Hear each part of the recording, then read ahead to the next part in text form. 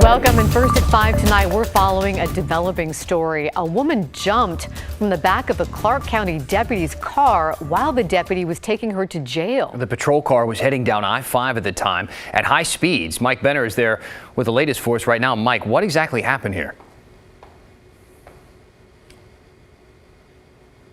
Do we not have Mike?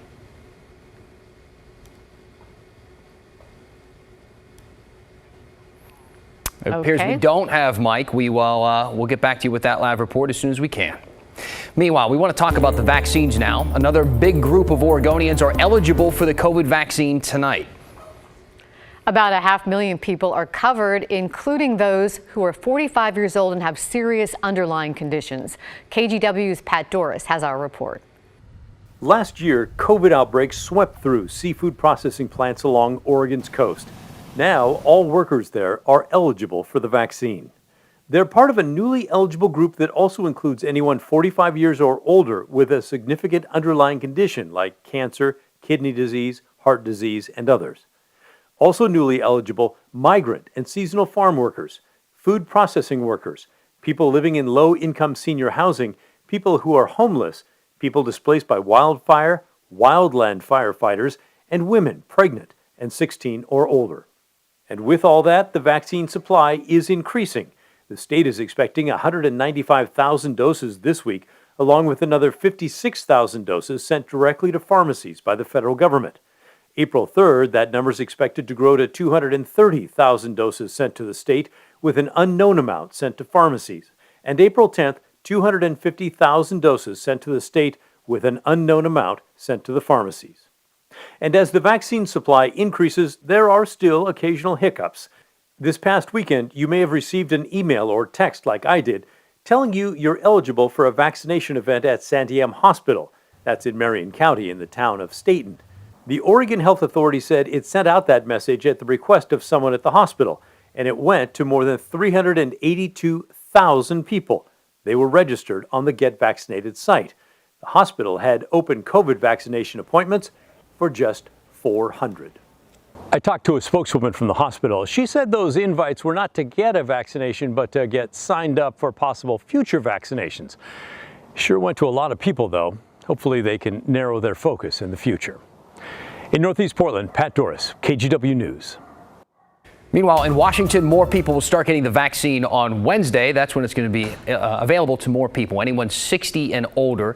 Also, anyone 16 or older with more than two underlying conditions, with two or more underlying conditions, rather, and people in congregate living settings like group homes, along with other more high-risk critical workers. We want to head back to Mike Benner now with the latest on the woman who jumped from a sheriff's deputy's SUV on I-5. Mike? Well, we may not have Mike much. still. As you might imagine, okay, the woman who bailed out of the sheriff's SUV suffered some very serious injuries. This did happen a little after noon today on I-5 in Clark County. The deputy was taking the woman to jail for assault and interfering with a 911 call. We're told that during the transport, the woman somehow undid her seatbelt and thrust herself through the back window and onto the freeway. Imagine that. I spoke to a witness who was driving 2 to 3 car lengths. This witness tells me that she saw what she thought was a pink blanket coming out of the back window.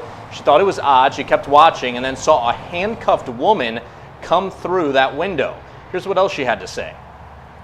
When she went out, she went right onto like the shoulder of the freeway. And as far as I could tell, I don't think anybody hit her. There was enough space behind the sheriff that nobody hit her. Thankfully, if I would have been right behind him, I would have ran her over. All right, again, that woman says she does not think any other driver hit the woman, but again, she did suffer serious injuries. As far as the deputy behind the wheel when this happened, he or she is on leave, which is standard protocol, as the Southwest Regional Independent Investigation Team looks into what happened. Okay, thank you, Mike. Incidents of domestic violence increased during the COVID-19 pandemic, but as Morgan Romero shows us, survivors can't always reach out for help or leave a dangerous situation. Since the first week of stay-home orders, domestic violence advocates have said staying home isn't safe for everyone. For many survivors of domestic abuse, home has become even more unsafe under all the stress, uncertainty, and trauma of this past year. Perpetrators of intimate partner violence manipulate what is available to them in order to establish power and control over their victims, the survivors. And this year has provided a whole new structure of isolation. Victims are away from support systems and often home all day with their abuser, who's working remote or not working at all. And things like financial isolation and social isolation are tools that abusers use to gain more power and control over their partners. Call to Safety's 24-hour hotline saw an initial spike last March, then some fluctuation, with calls staying high. Other crisis lines and organizations are also seeing a greater need for services. What people were calling for was different.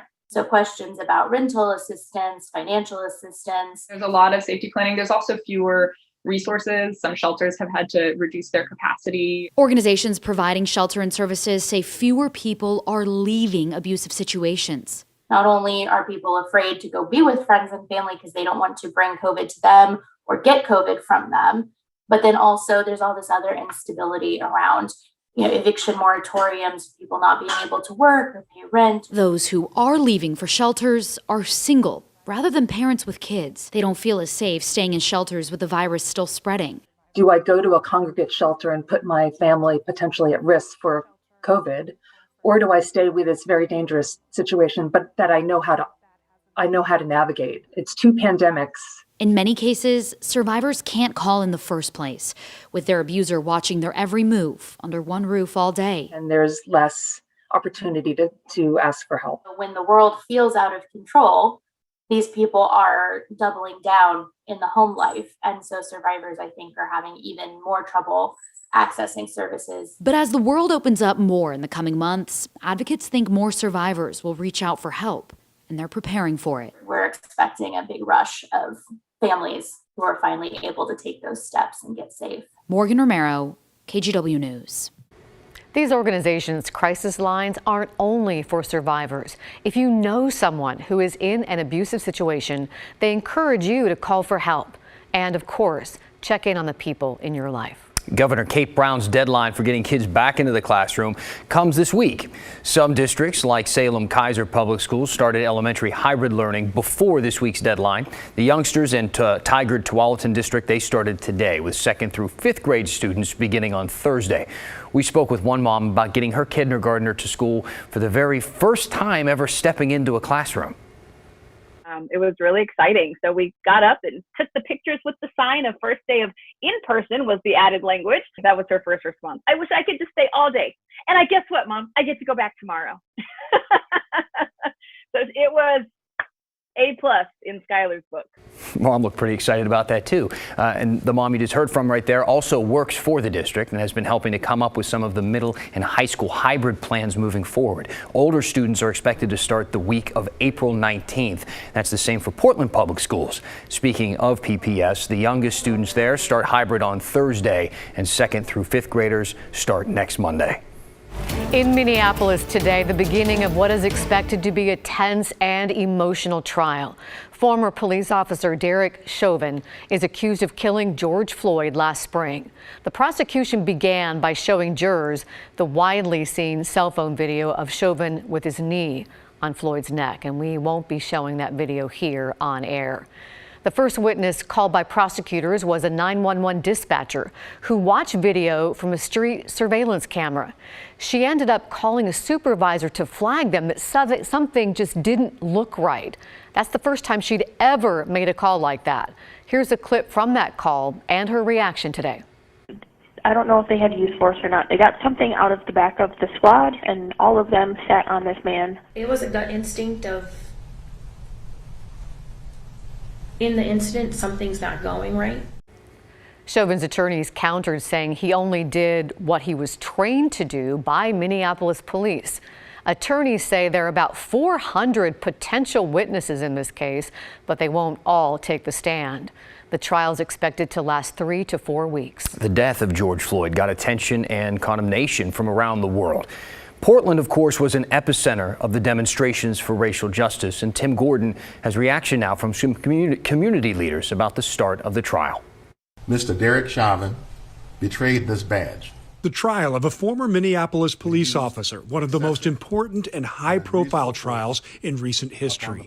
Portland is watching. What I would like to see out of this is justice for Mr. Floyd. Dr. Sean Nalen is senior pastor at Highland Christian Center, wanting justice for George Floyd. Justice for many Americans who have been treated, those of African descent, who have been treated with such disdain and disrespect over the years. Pastor Nalen hopes the trial ultimately convicts the former officer for his actions. This changed our nation. It changed the way we looked at policing. It changed the way we looked at race relations.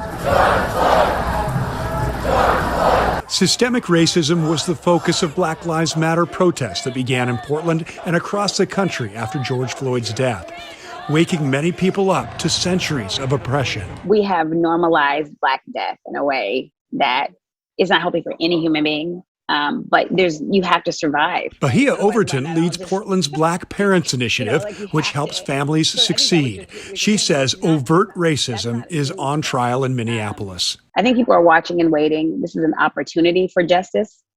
I mean, nothing's going to be just about the situation, but there's an opportunity for people to do the right thing. She, too, wants to see justice in this case, while understanding that Black parents must lift their kids up every day from a history of racism. When we talk about racial socialization is different from racist socialization, right? So when you racially socialize your child, you say, hey, you're amazing. You can do amazing things. There's crazy stuff out here that's going on. But this is how we support it. This is how we outsmart oppressors. This is what we do. This is how we've been able to survive this long. One trial that has many in Portland watching and hoping for a better future by calling out injustice. I think that's the message I bring. We have to find a way to unify on common sense and unify on when things are wrong, they're wrong. Tim Gordon, KGW News.